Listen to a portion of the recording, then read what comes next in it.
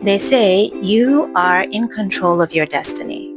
And they also say everything happens for a reason. Are we self-determined, choosing our own paths, shaping our futures, building our character? Or are we predetermined, the products of our genetics, our environments, our traumas, and our circumstances? Of course, it's not a new question. We like to believe we have free will. I like to believe that, and for the most part, I truly do. It's an idea baked into everything, from self-help books to morality. But there's an age-old opposition to this, from science to philosophy to even spirituality, that we may be much more conditioned, more pre-programmed than we actually think. So which is it? And how do we hold these truths wisely? Hi, I'm really glad you're here. I'm Nusi, and welcome back to Wise Discrepancies, where we explore seeming contradictions in what we're told and try to live with a little more wisdom in the in-between. We love success stories of rising above, of overcoming our struggles and winning against odds. The idea of self-determination gives us a sense of power. I like feeling like I shape my own fate, that I'm not defined by where I came from or what happened to me. As Nelson Mandela once said, I am the master of my fate. I am the captain of my soul. Existentialists like Jean-Paul Sartre believe that we are condemned to be free, that we must create ourselves through our actions. Even when everything feels determined, we still choose, and that choice becomes who we are. As Sartre wrote, man is nothing else but what he makes of himself. There is the view that our ability to reflect and respond, even within our limitations, is what makes an ethical life possible. It's not about being perfectly free, but about having the capacity for reflection, for care, for stepping beyond our impulses.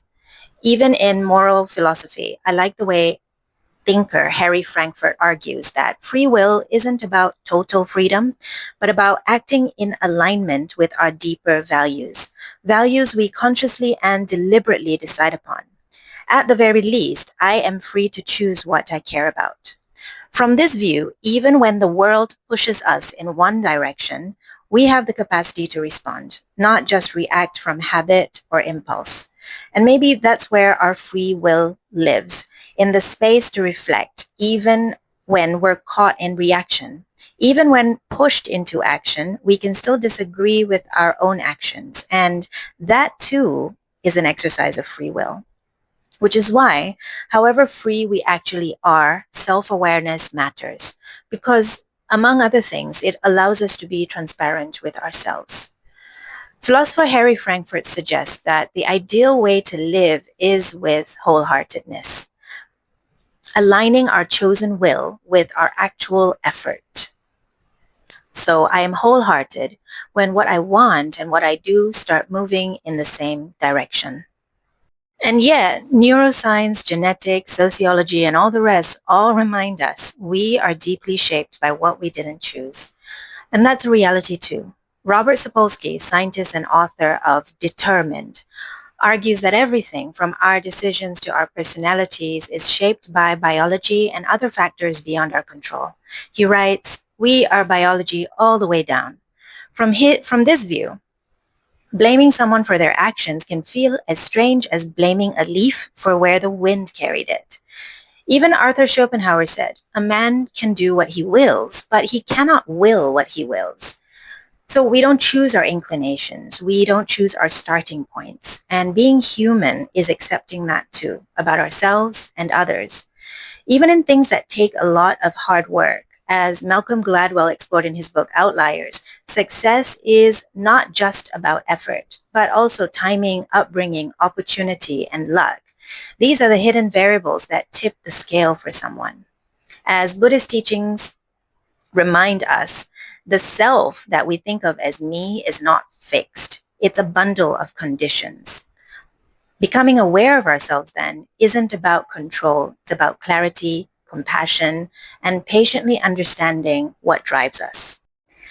And it still rings true for me that our free will might actually lie in our ability to reflect, question, and move beyond impulses. If we're able to do this, and not everyone can, of course, then maybe we do have access to the free will that's available to us. Philosopher Hannah Arendt warned us about what she calls the banality of evil. The idea that ordinary people can commit horrific acts not out of monstrous intent, but through unthinking conformity and failing to reflect or question. This reminds us that free action is not the same as an exercise of free will. Reflection, awareness, compassion, these go hand in hand with free will. We are shaped by forces we didn't choose and still accountable for how we show up in the world. So what's wise here? Maybe it's seeing that we are both authors and characters of one book with countless other authors and characters. We do make choices for sure, but not from a blank slate. We shape our lives, but with the tools and wounds we've been handed. So maybe the wisdom is in humility when we succeed and compassion when we struggle. So if I am genetically, let's say, or through my upbringing, bound to have an anger problem, then training myself to be patient is so much harder, maybe even impossible. But does my free will lie in my desire to be patient and the effort I put in, or in the outcome? I think that even if I never actually become patient, I could still be exercising more free will in my efforts to be patient than someone born patient. Schopenhauer observed that even if the world is deterministic, meaning even if all our choices are actually pre-programmed, the structure of our lives doesn't change. We still want apologies to be given. We still feel pride when we succeed. We still praise people for being born a certain way. We still fight for justice.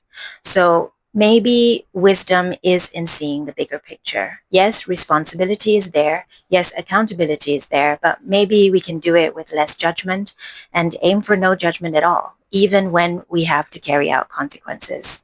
As meditation teacher and psychologist Jack Kornfield reminds us, judging yourself does not change you. Awareness and love are what bring real growth. So maybe judgment shouldn't be something we spend energy on because life is, by its very nature, non-consensual. We come into this world already shaped by factors beyond our choosing, and maybe seeing this clearly doesn't remove responsibility, but it does soften judgment. And even if, I think, before I was born, let's say, I could choose exactly what I wanted to be, the parents and environment and genetics I would have, the rest of the world is more than just me, and I am affected by it the moment I get here. So maybe these truths remind us just how connected we are to everything else. Alan Watts once said, "The earth peoples in the same way that an apple tree apples." I love that image. And maybe free will has nothing to do with being able to program myself. Maybe that's not the point of this experience. As Alan Watts also said, you are something that the whole universe is doing in the same way that a wave is something that the whole ocean is doing. Maybe, as far as we're concerned, free will isn't about having zero pre-programming, but about showing up sincerely to life as it happens. I've gone through seasons of feeling like I'm supposed to shape everything about myself, of blaming myself for everything I'm not, and seasons of feeling like everything I do doesn't really matter. What helped me is stepping back and remembering I'm going to die one day.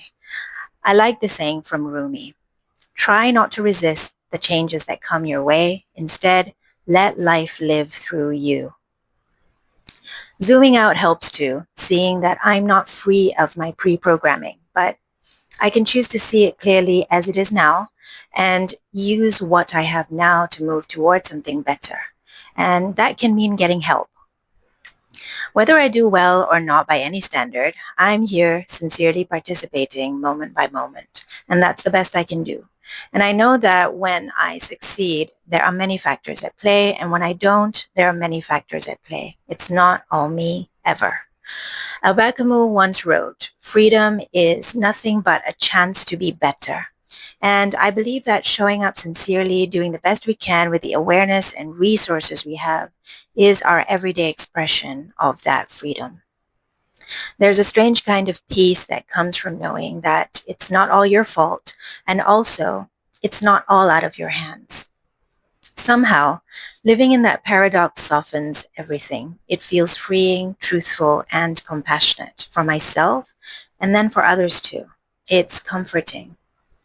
But when we've been badly wronged or feel really hopeless and stuck, when the pain we carry haunts us, this kind of comfort can feel completely out of reach. And that brings us back to trust, a thread I'm finding weaves through all wisdom.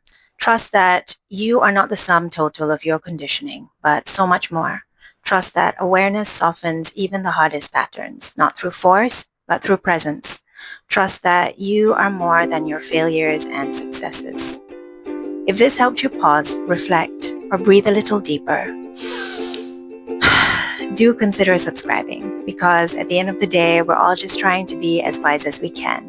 And wisdom isn't about picking a side, it's about learning to sit with different truths and finding clarity in some honest reflection. And here's a mantra to take with you. Let wholeheartedness shape me. Thanks for listening. Until next time.